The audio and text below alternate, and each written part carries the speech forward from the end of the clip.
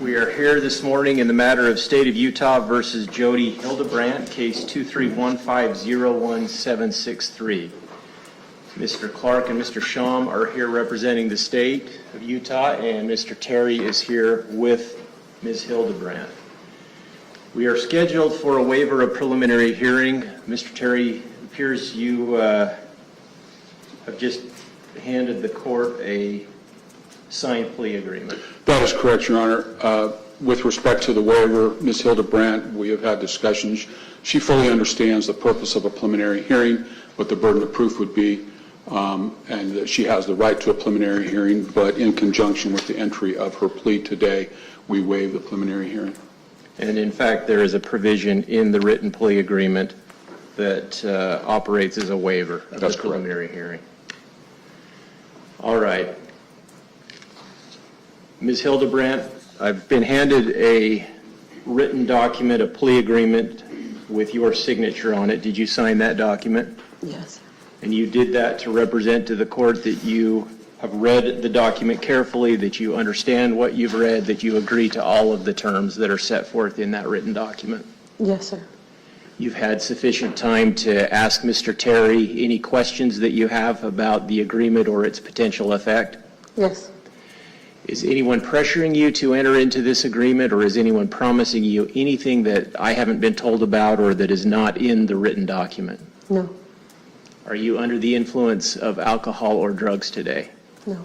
Is there anything today that could interfere in any way with your ability to understand the agreement, its potential consequences? No. No physical condition, mental health, or emotional condition, nothing that could interfere with your present ability to evaluate the agreement and decide if it's what you're prepared to do today? No. You don't need more time, you're ready to go. Yes. Any further record, counsel? Your Honor, the agreement contains a factual basis. There are a few details in the factual basis that we are not in full agreement with. However, this is a guilty plea. It is not an Alford plea. The factual basis sets forth facts that we agree with, that Ms. Hildebrant agrees with, that are sufficient for the court to accept her plea with respect to the 4 counts to which she is pleading guilty. And so we ask the court to accept her plea agreement. And apart from what is in the written factual base in the plea agreement, you have, I'm assuming, reviewed voluminous discovery. You don't dispute whether there is an actual or an adequate factual basis? We do not. All right, then. Anything else before the court receives Ms. Hildebrandt's pleas? No, Your Honor. Nothing for the state, Your Honor. Then, Ms. Hildebrandt, how do you plead to count 1, aggravated child abuse, a second-degree felony? Guilty. And to count 3, aggravated child abuse, a second-degree felony? Guilty. To count 5, aggravated child abuse, a second-degree felony? Guilty. And to count 6, also aggravated child abuse, a second-degree felony? Guilty.